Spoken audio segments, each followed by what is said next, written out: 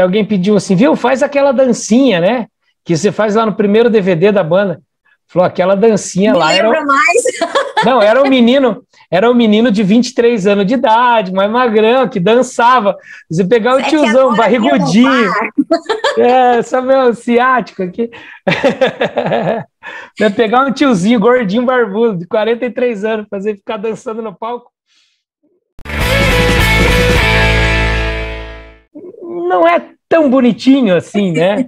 Tá muito espiritual essa pessoa. Né, talvez já passou um pouquinho, né? Mas, né, uma chacoalhadinha para um lado para o outro a gente faz.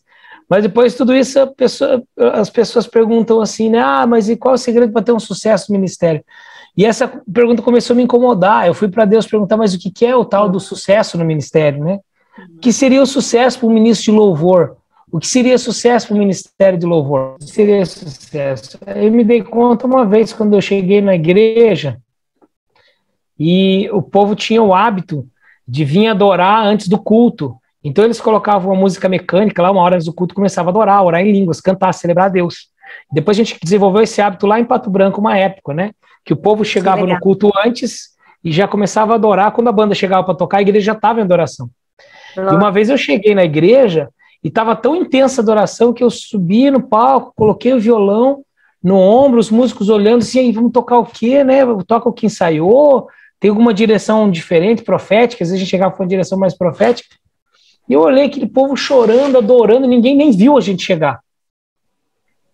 Aí eu falei, cara, se a gente tocar qualquer coisa que a gente vai atrapalhar, larga os instrumentos e vamos adorar. E eu lembro que foi mais de uma hora de louvor, com som mecânico ali tocando, eu pegava o microfone e cantava junto, aí parava a música, antes de pôr outra música, cantava só com a voz do povo, sem música, o cara pegava o violão, aí começava a música de novo, soltava o violão e aquela adoração.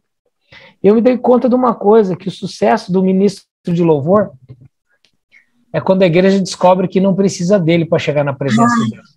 Uau! Isso! Esse é o sucesso. Isso, glória a Deus. Esses dias atrás, eu fui ministrar numa igreja, tinha um pregador mais tradicional nessa igreja, assim, e aquele dia eu não falei nada, eu só toquei, só cantei, o som estava meio difícil, né, assim, tava com os músicos também, tava ali, era a primeira vez que tocava junto comigo, não estava muito entrosado, e quando terminou o louvor e a pregação, o pregador me chamou e falou, gostei muito de você, rapazinho. Rapazinho, obrigado pelo rapazinho, né? Porque eu gosto de ministro de louvor assim, que não fala. Toca o que tem que tocar, canta o que tem que cantar e não fala. Não tem que falar. Ai, muito obrigado pelo seu elogio, né? Tipo assim, eu fiquei pensando assim, é por isso que as igrejas são como são. Porque os ministros de louvor não entendem que o ministério de louvor é um ministério de ensino. Ele tem que conhecer a Bíblia, ele tem que ter uma palavra para dar. Não digo ficar tagarelando, né, pregando antes do pregador. Não estou falando isso. Mas vai ter um momento que o ministro de louvor vai ter que ensinar a igreja sobre adoração, vai ter que conduzir a igreja, vai ter que pregar para os músicos, vai ter que ensinar. Então o ministro de louvor e adoração tem sim que saber a referência bíblica das músicas, tem que falar as referências na hora do louvor, né, para que a igreja não fique fria, não fique só focada no intelecto, mas que as emoções e o espírito entendam. Então é muito importante que o ministro de louvor entenda que a vida de ministro de louvor é uma vida de ministério de ensino. Tem que ter palavra, tem que ter ensino, tem que ter direção. Se o pastor falar prega e der o microfone, tem que saber pregar.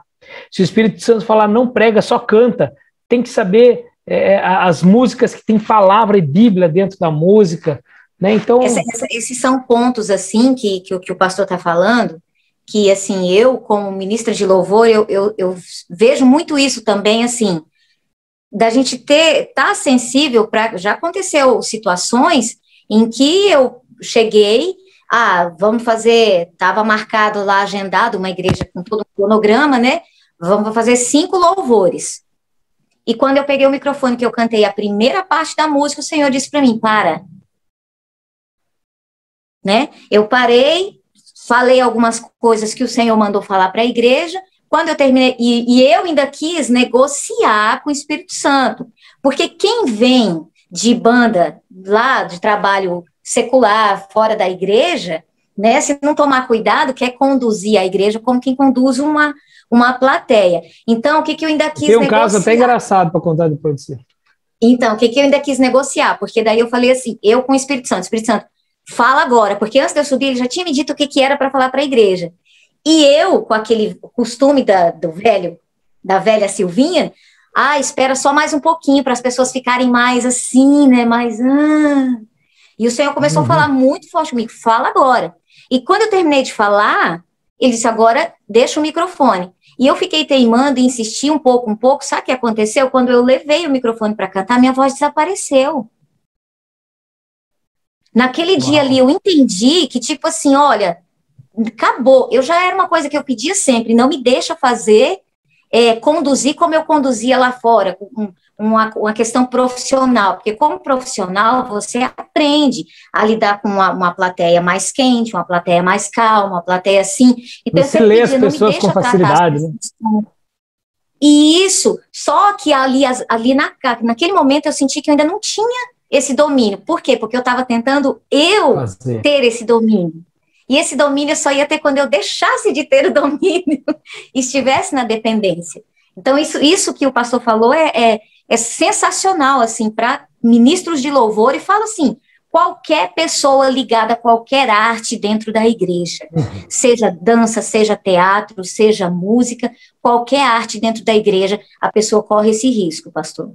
Precisa andar em relacionamento com Deus, precisa andar em humildade, precisa fazer isso que você falou, despojar das coisas velhas, senão a gente arrisca querer reproduzir momentos que teve lá atrás. Eu não sabia que você tinha sido cantora profissional também. Pastor, porque, tipo assim, vamos entrevistar o pastor Cris. Outro dia a gente fala disso, mas é porque são experiências. E outra coisa que o pastor falou, houve uma situação que uma pessoa disse uma coisa assim que me entristeceu demais. Eu sei que a pessoa não falou por mal, mas você percebe o quão engessada está a mente das pessoas e o quanto é obrigação, tanto de pastores como ministros de louvor, a abrir, assim, trazer a luz para essas pessoas, né, através da palavra de Deus. A pessoa sentou um pouco, depois que a gente tinha ministrado, essa pessoa sentou perto de mim e começou a fazer algumas perguntas, e conforme eu ia respondendo, ela ia, tipo, me stalkeando nas redes sociais, né, e daí ela virou assim e disse assim, nossa, mas eu não sei como que um pessoal assim que nem vocês ainda não foram agraciados por Deus. Eu olhei para ela assim, porque ela estava se referindo a fazer sucesso, e eu virei para ela e disse assim, pelo contrário, nós somos muito mais agraciados do que nós merecíamos, a gente não merecia nada. Ela ficou assim um pouco constrangida. Como se fazer sucesso, tocar para muita gente, fosse um prêmio que Deus dá porque é bonzinho. Exatamente, como se fosse sinal de vida com Deus. Depois eu fiquei até pensando, eu digo, poxa vida, eu não devia ter sido tão assim, né, que eu já soltei logo, eu digo, não tem nada a ver, né?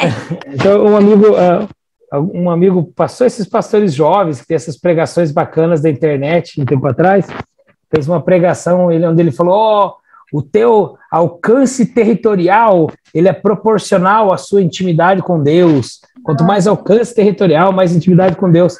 Eu mandei uma mensagem no WhatsApp para ele, eu falei, cara, Fred Mercury, Janis Joplin deviam ser muito ungidos, né, cara? Que? Apóstolos! Apóstolo Michael Jackson, né? Reverendo Mayer. Meu esposo está só ali, meu Deus. Reverendo John Mayer, né? Mas é muito gostoso entender com o tempo, né? E aí eu posso ser testemunha de tocar em lugares onde o camarim era maior que a minha casa.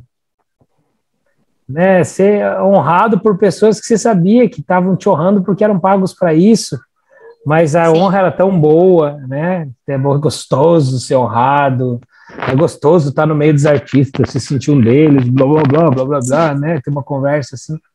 E com o tempo, quando você vai se aprofundando em Deus, a necessidade da aprovação pública ela vai desaparecendo da tua alma, né? Quando eu vim para Umuarama, um amigo desavisado falou assim, cara, você está indo se esconder, que pena, você tinha que ser pastor de uma igreja de 1.500 membros, você vai lá para Umuarama abrir uma igreja?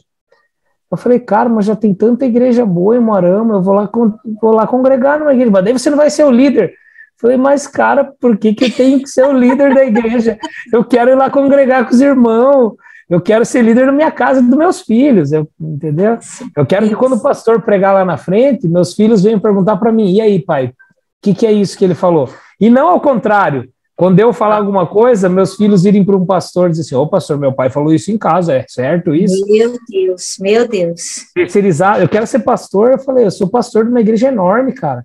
Tem Pedro, Lara, Theo e Melissa, que é a minha esposa, né? Mas depois que essa igreja estiver bem pastoreada, o resto que vier é lucro.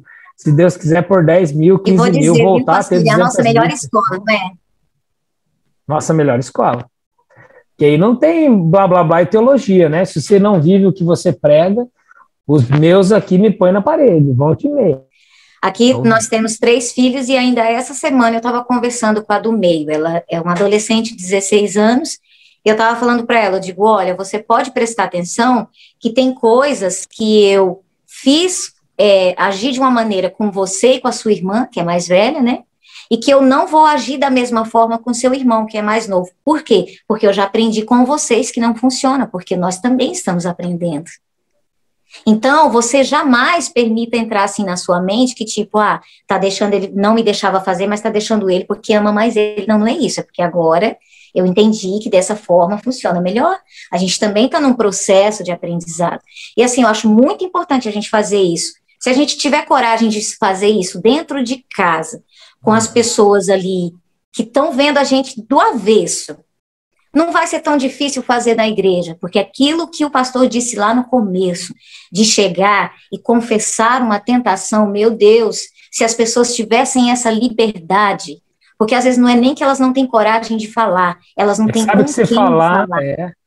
E quando não tem com quem falar, e aí tem medo que fale e alguém vai pedir oração no púlpito depois, né? Ou vai falar, tem uma coisa que acontece com algumas pessoas, não sei o que lá, né, irmão fulano? Né? Cuja pessoa, eu não quero dizer o nome, mas estão olhando. Não,